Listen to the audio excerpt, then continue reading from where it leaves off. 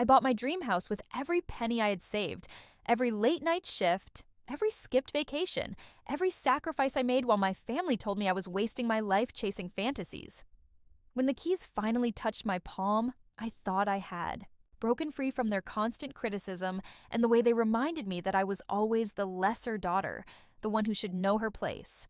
The house stood tall, white walls glowing in the sun, a porch wide enough to hold laughter and gatherings, a kitchen where I imagined Sunday mornings with the smell of coffee and cinnamon.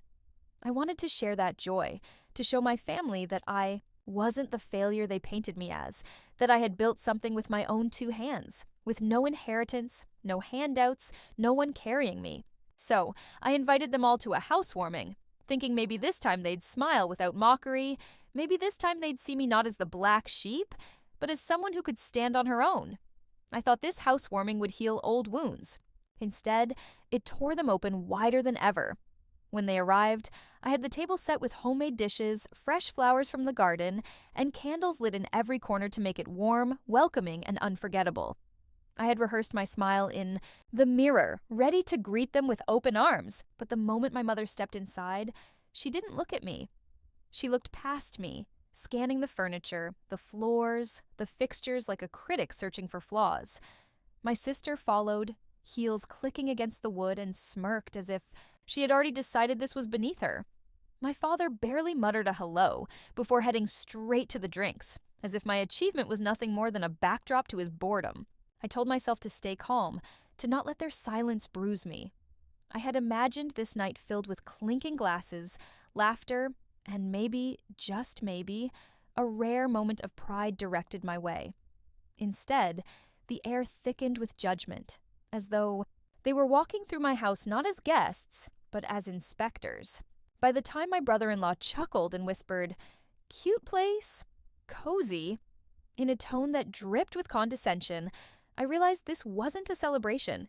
It was an ambush cloaked as family. Dinner was the breaking point I never saw coming. I had spent 2 days preparing every dish, carefully setting out recipes that had been in our family for generations, thinking maybe food would be the bridge that brought us closer.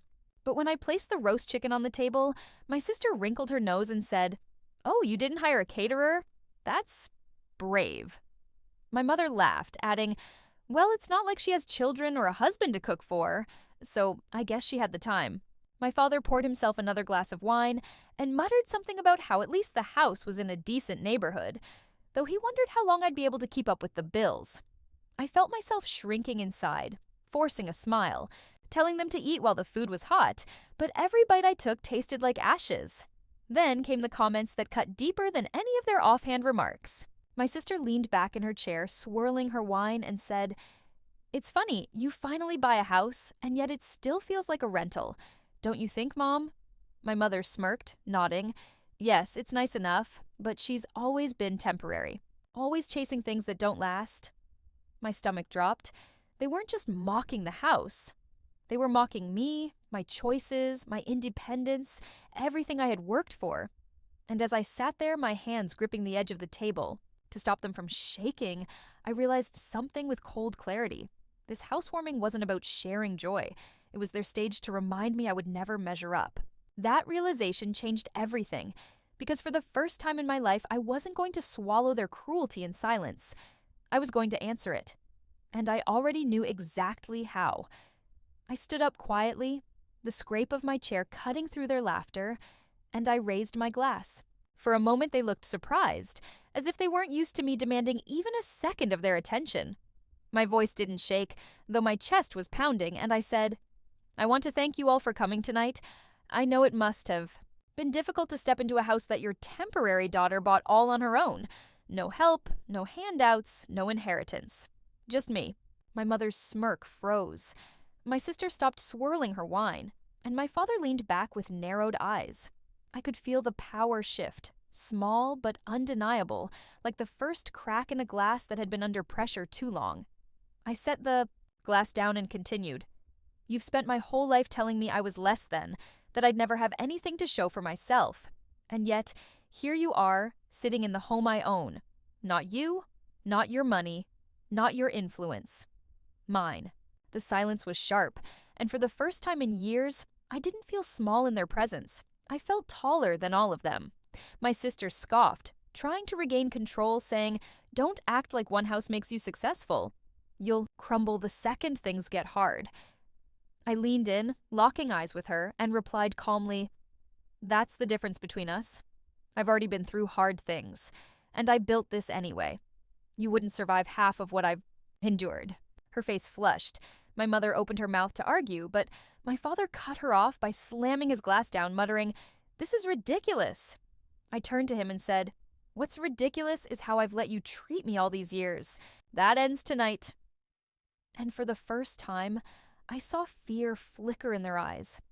Not because I shouted, but because I finally didn't. My words hung in the air like smoke, and I could see them trying to wave it away, dismiss it, laugh it off, but I wasn't going to let them. I had spent too many years biting my tongue, crying in silence after family dinners, pretending their jokes didn't sting while I built myself piece by piece out of their wreckage. Now, standing in my own dining room, I felt something settle in my chest. Not rage, not even sadness, but certainty. I walked slowly around the table, touching the back of each chair as I passed, forcing them to follow me with their eyes. "Do you know why I invited you tonight?" I asked, my tone calm, almost gentle. My mother shifted uncomfortably. My sister avoided my gaze, and my father stared at his plate like it held all the answers. "I invited you because a part of me still hoped that maybe, just maybe, when you saw what I had done, you'd be proud. That we could start fresh. That you'd look at me not as a mistake, not as a burden, but as your daughter, your sister, your family." My voice cracked, just once before I steadied it. "But I see now that was foolish. You don't come here to celebrate. You came here to measure me, to belittle me, to remind yourselves that no matter what I accomplish, you'll always find a way to cut me down, because that's the only way you feel tall." My sister scoffed, rolling her eyes, but I didn't flinch. I leaned over the table, placing both hands on the wood I had polished myself, and said, "I'm done giving you that power. This house is mine. This life is mine. And starting tonight, you have no place in it if you can't respect me." My father barked out a laugh, sharp and bitter, as if to challenge me, but I saw the tremor in his hand as he reached for his drink. My mother's lips pressed into a thin line, fury and shame battling on her face, while my sister whispered something under her breath, too low for me to catch. For once, I didn't care what it was. I straightened, smoothed the front of my dress, and said, "Dinner's over. You can see yourselves out." And in that moment, in the silence that followed, I felt taller than I ever had before. Not because I had defeated them, but because I had finally chosen myself. They didn't move at first, as if they couldn't. Believe I had actually dismissed them from my table, from my home, from the stage where they had always felt so comfortable playing the lead while I stood in the shadows. My sister's jaw dropped, then twisted into a grin that was more venom than amusement. "Oh, so now you think you're above us?" she sneered, pushing her chair back loudly across the floor. "You buy one house and suddenly you're queen of the world." I didn't answer. I simply held her gaze until she faltered, her bravado cracking just slightly. My mother stood next, clutching her purse tight to her chest, her eyes sharp and cold, and said, "You'll regret this when you realize you can't survive without family." I let out a breath I didn't know I was holding and replied evenly, "I've been surviving without you all my life. The only difference now is that I'm finally admitting it." She froze, her mouth opening as if to fire back. But nothing came. My father was the last to rise, slow and deliberate, draining the rest of his glass before setting it down so hard it nearly shattered. He leaned close to me as he passed, his breath heavy with wine, and muttered, "Don't come crawling, back when this all falls apart." I didn't step back. I didn't flinch. I whispered just loud enough for him to hear, "It won't." He lingered, searching my face for a trace of fear, but found none. One by one they walked to the door, their footsteps echoing through the house I had fought so hard to build, and when the door finally shut behind them, the silence that filled the rooms wasn't empty. It was freedom. I stood there, the sound of my own heartbeat loud in my ears, realizing I had just severed the ties that had bound me for years. And though the weight of it pressed on my shoulders, I felt lighter than I ever had before. That night, I walked through every room of the house, touching the walls, the windows, the furniture, as if claiming it all over again. But this time, not for them, not to prove anything, only for me. The dining room still smelled of roasted, chicken and wine, but the echo of their insults no longer clung to the air. Instead, I heard my own voice, steady and firm, replaying in my head like an anthem. This is mine. This life is mine. I went upstairs and stood in the doorway of the master bedroom, staring at the bed I had chosen, the curtains I had hung, the view of the moonlit street below, and I realized that for the first time in decades, I wasn't bracing myself for the next family gathering, the next cruel remark, the next moment of humiliation. I was free from that cycle. The phone buzzed on my nightstand, 3 missed calls from my mother, a string of messages from my sister, all variations of guilt, anger, and disbelief. I didn't answer. I didn't need to. Their words couldn't pierce me anymore. Not now, not here. Instead, I deleted them one by one, each swipe of my finger like cutting another thread that had tied me down. I crawled into bed, exhaustion pulling me under, but it was a good kind of exhaustion, the kind that comes when you've finally fought a battle worth fighting and claimed your own ground. And as I closed my eyes, the thought that carried me into sleep wasn't fear of being alone, but the calm certainty that I would rather build a quiet life with no applause than live another day begging for scraps of love from people who never intended to give it. The next morning, sunlight streamed through the blinds, and for the first time in years, I woke up without dread pressing on my chest. No rehearsed apologies waiting on my tongue, no pit in my stomach at the thought of a phone call or visit. Just silence, peace, and the faint sound of birds outside the window. I brewed coffee in my kitchen, and sat at the table, where only hours ago my family had tried to tear me down.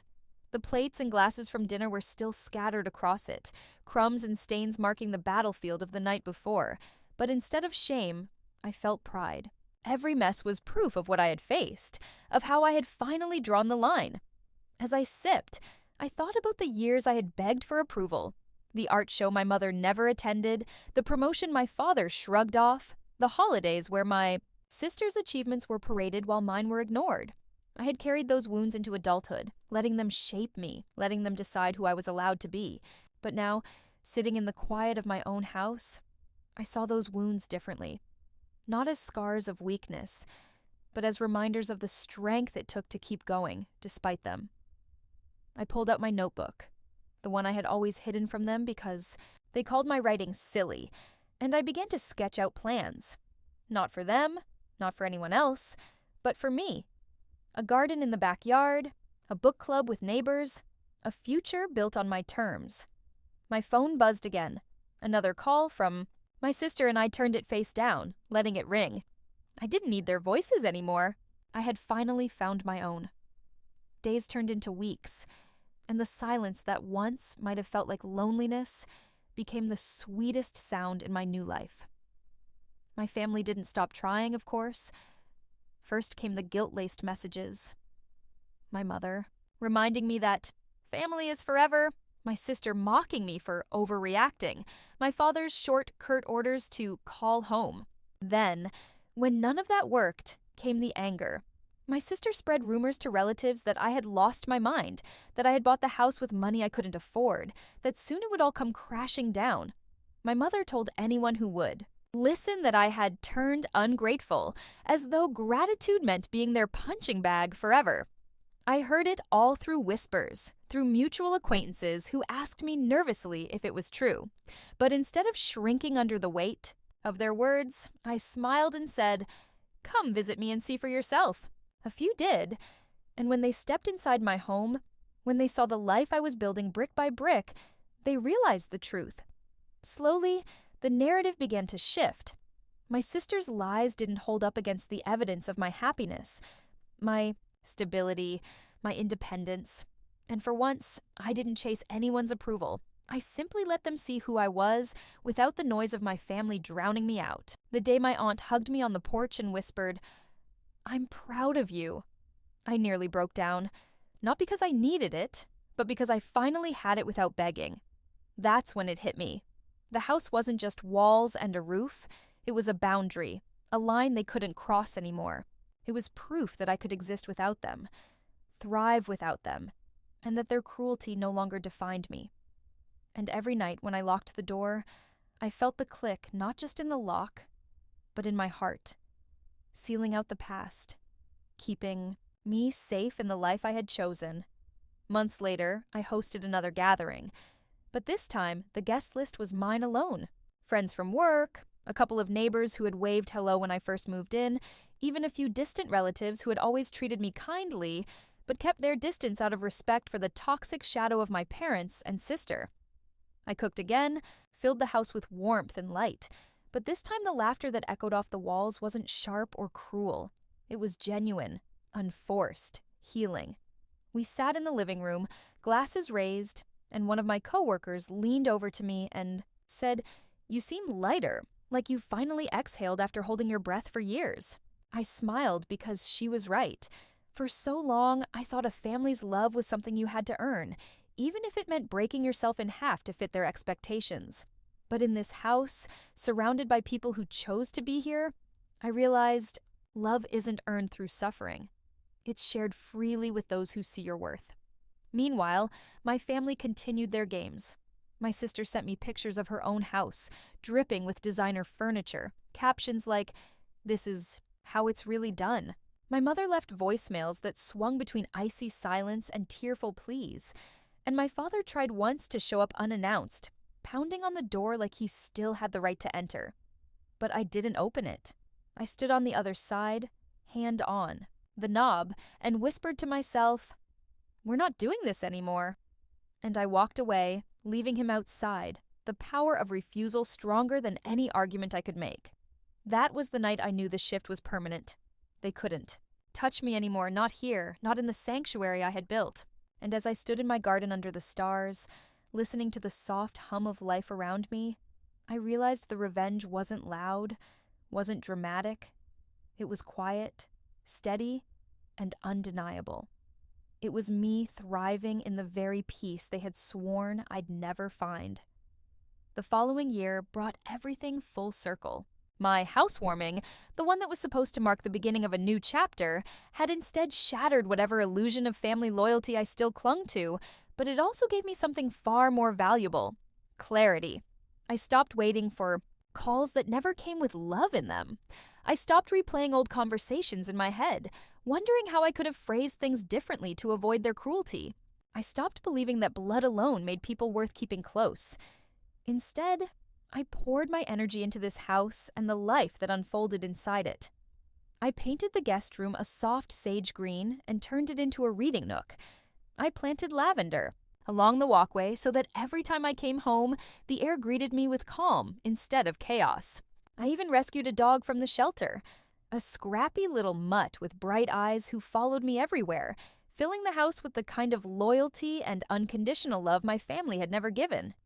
Sometimes, late at night, I'd sit on the porch with a cup of tea, watching the streetlights glow, and I'd remember that dinner table, the smirks, the way their words had sliced into me, and I'd smile, because I realized they had given me the greatest gift without knowing it: permission to walk away. Their cruelty had been the key that unlocked my cage, and the silence that followed them leaving had become the music of my freedom. I didn't need them to clap for me anymore. I didn't need their approval stamped on my life. I'd built something lasting without them, and the peace I found in that truth was louder than any of their insults could ever be. The revenge wasn't in proving them wrong with one purchase, one house, one moment. It was in proving every single day that I could live a whole, joyful, unshakable life without them in it, and that the very house they mocked had become my fortress, my sanctuary, my proof that I was enough all along. The final proof came not in words, but in the quiet rhythm of my new life. Seasons changed, snow dusted the roof I paid for, spring flowers bloomed in the garden I planted with my own hands, and summer barbecues filled the yard with neighbors and friends who brought joy instead of judgment. My family faded into the background like a storm that had finally passed, their voices nothing more than distant thunder that no longer reached me. Sometimes I'd still see their names light up my phone, but instead of dread, I felt nothing at all, and that nothing was freedom.